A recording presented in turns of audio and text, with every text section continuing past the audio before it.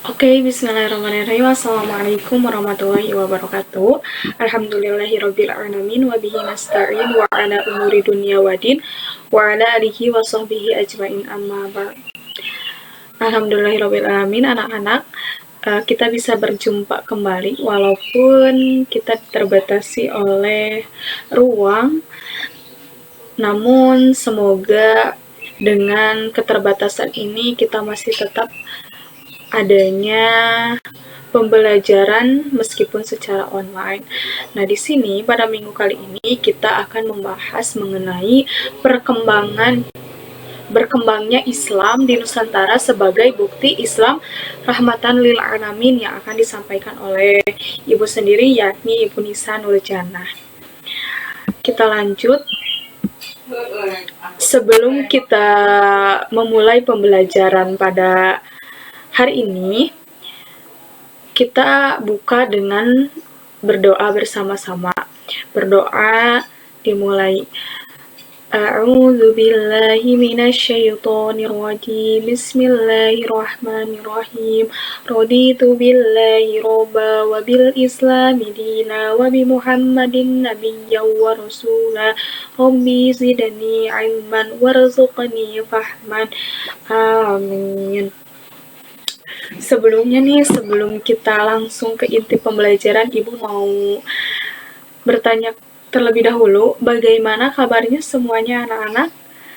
Semoga semuanya tetap sehat, dalam keadaan sehat walafiat, dan tidak mengurangi rasa semangatnya belajar meskipun kita bertatap muka secara virtual ini. Semoga anak-anak juga bisa memahami materi yang akan disampaikan oleh Ibu kali ini. Nah, kita lanjut ke tujuan pembelajarannya nih. Tujuan pembelajaran di minggu kali ini, yang pertama adalah peserta didik diharapkan dapat mengetahui teori tentang kedatangan Islam ke Indonesia.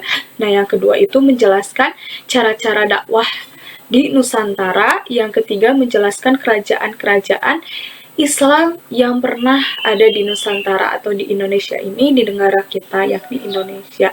Nah, namun fokus kita pada minggu ini yakni yang tujuan pembelajaran yang pertama, yakni mengetahui teori tentang kedatangan Islam ke Indonesia. Nah, kita lanjut. Nah, di sini Ibu akan menjelaskan tentang teori tentang kedatangan Islam ke Indonesia, yakni ada berbagai teori-teori yang menjelaskan gitu ya nantinya mengenai kedatangan Islam di Indonesia. Nah, lanjut kita ke teori yang teorinya ini ada beberapa teori yang menjelaskan mengenai kedatangan Islam ke Indonesia. Yang pertama itu ada yang namanya teori Mekah, yang kedua itu ada teori dari Gujarat, yang ketiga itu ada teori Persia, dan keempat adalah teori Cina gitu ya. Nah, kita lanjut. Yang pertama mengenai teori Mekah. Nah, teori Mekah ini menurut teori Mekah bahwa masuknya Islam ke Indonesia itu adalah langsung dari Mekah atau Arab itu sendiri pada abad pertama Hijriah atau pada abad ke-7 Masehi. Nah, para pedagang Timur Tengah memiliki misi dagang dan dakwah sekaligus. Nah, mereka itu jadi menurut teori Mekah bahwa Islam itu datang nih dari orang Arab langsung, karena orang Arab merupakan dominansi negaranya itu negara Islam gitu ya. Makanya penyebaran Islam ke Indonesia itu menurut teori Mekah ya oleh orang Mekah atau orang Arab langsung gitu ya, yang datang ke Indonesia memiliki sebagai pedagang, namun mereka berdakwah juga untuk menyebarluaskan ajaran Islam itu sendiri. Seperti itu mengenai teori Mekah. Nah, kita lanjut nih ke teori yang kedua, ada teori Gujarat. Nah, dari teori Gujarat ini bahwa mereka, dari mana sih mereka itu teori Gujarat ini? Gujarat ini merupakan tempat gitu ya yang ada di India bagian barat berdekatan dengan Laut Arab. Nah, menurut mereka, masuknya Islam ke Indonesia itu berasal dari Gujarat pada abad ke-7 Hijriah atau abad ke-13 Masehi, di mana penyebaran Islam itu dibawa oleh orang pedagang Gujarat yang telah memeluk Islam dari orang-orang Arab bermazhab Syafi'i. Jadi mereka yang terlebih dahulu nih masuk Islam, orang-orang Gujarat ini dari memeluk Islamnya itu dari orang Arab yang bermazhab Syafi'i, dan mereka sebarluaskan ke Indonesia seperti itu. Nah, kita lanjut ke teori yang selanjutnya. Ada yang namanya teori Persia. Teori Persia ini menurutnya proses kedatangan Islam ke Indonesia itu berasal dari Persia atau Parsi, atau bisa sekarang itu disebut dengan negara Iran. Nah, sebagai buktinya ada kesamaan budaya dan tradisi yang berkembang antara masyarakat Persia itu sendiri dan masyarakat Indonesia, yakni ada tradisi merayakan 10 Muharram atau Asyura gitu ya. Itu mengenai teori Persia menurut mereka gitu ya, karena dilihat ada tradisi yang sama nih Indonesia dengan Persia, makanya mereka mengatakan bahwa kedatangan Islam itu ya dari Persia gitu.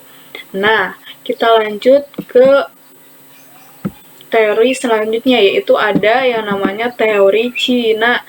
Teori Cina ini adalah teori yang mengemukakan bahwa kedatangan Islam ini ke Indonesia, khususnya nih di tanah Jawa, berasal dari para pedagang Cina yang sudah mendapatkan ajaran Islam. Jadi mereka itu pedagang Cina kan memang ya pada zaman waktu itu banyak sekali orang-orang Cina yang berdatangan untuk berdagang ke Indonesia, ke Nusantara ini, yang sudah memeluk Islam dan mendapatkan ajaran Islam, dan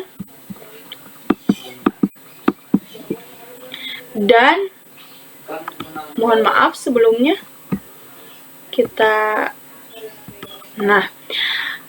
mendapatkan ajaran Islam gitu ya sebelum mereka berdatangan ke Nusantara. Nah, hal ini dibuktikan dengan adanya masjid-masjid tua yang bernilai arsitektur Cina atau Tiongkok di berbagai tempat di Pulau Jawa. Jadi mereka mengatakan bahwa teori Cina ini, Islam itu disebarluaskan oleh orang-orang Cina gitu ya, dari pedagangnya khususnya yang bermisi untuk mengajarkan Islam juga gitu. Nah,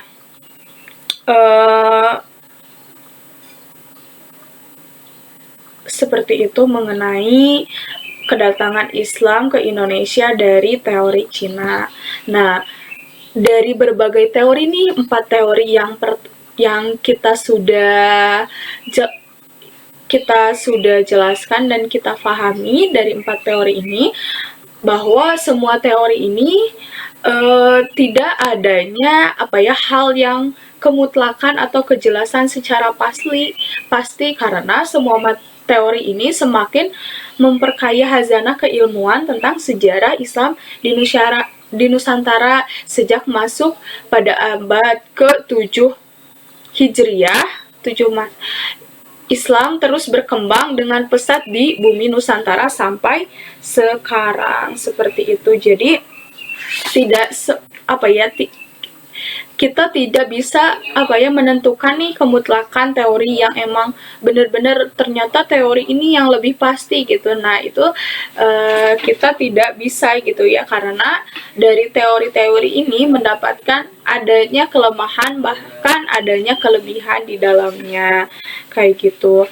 Maksudnya sejak masuk pada abad ke-7 Masehi ya hingga sekarang. Seperti itu. Dan agama Islam ternyata berkembang di Indonesia ini disebar oleh berbagai golongan seperti para pedagang, sufi, dan para wali. Nah, memang ya sudah kita tidak pungkiri gitu ya, ternyata pedagang ini sangat luar biasa gitu. Selain untuk berdagang berjualan, barang-barang atau hasil yang mereka dagangkan, mereka juga memiliki misi untuk menyebarluaskan agama Islam, ajaran-ajaran Islam ke Indonesia sangat luar biasa. Alhamdulillah kita bisa akhirnya Islam ini tersebar luaskan di Nusantara ini gitu ya. Bahkan Indonesia merupakan negara yang dominansinya itu adalah beragama Islam. Nah, selanjutnya ada para sufi dan ada para wali nih, para wali yang menyebarluaskan agama Islam. Nah, di sini Ibu akan menjelaskan ada yang namanya kan tadi penyebaran Islam itu salah satunya dari wali. Nah, ada kita tidak asing dengan yang namanya wali, apalagi wali songo. Wali apa sih wali songo itu? Wali 9. Nah, wali yang pertama itu ada yang namanya Sunan Maulana Malik Ibrahim yang berasal dari Persia dan berkedudukan di Gresik gitu ya.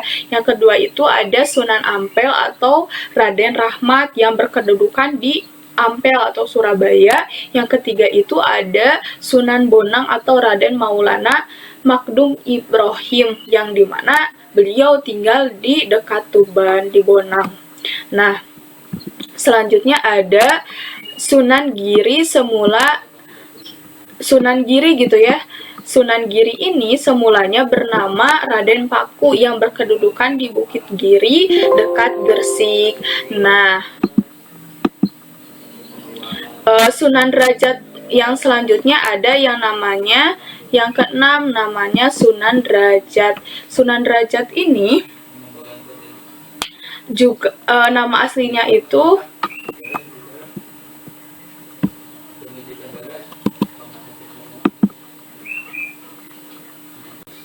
mohon maaf sebelumnya ada terkendala ya. Kita lanjut nih.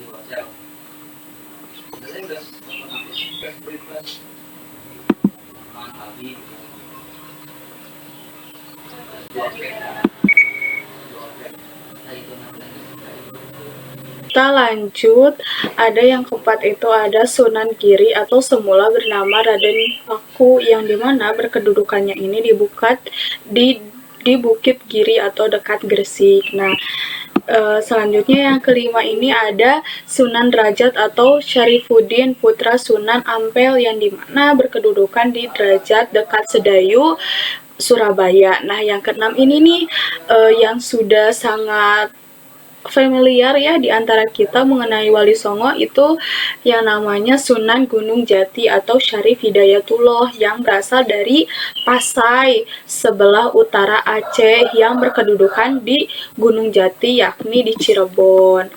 Nah, kita lanjut ke yang ketujuh nih, Sunan yang ketujuh yakni ada Sunan Kudus atau Ja'far Sodik yang dimana berkedudukannya ini di Kudus.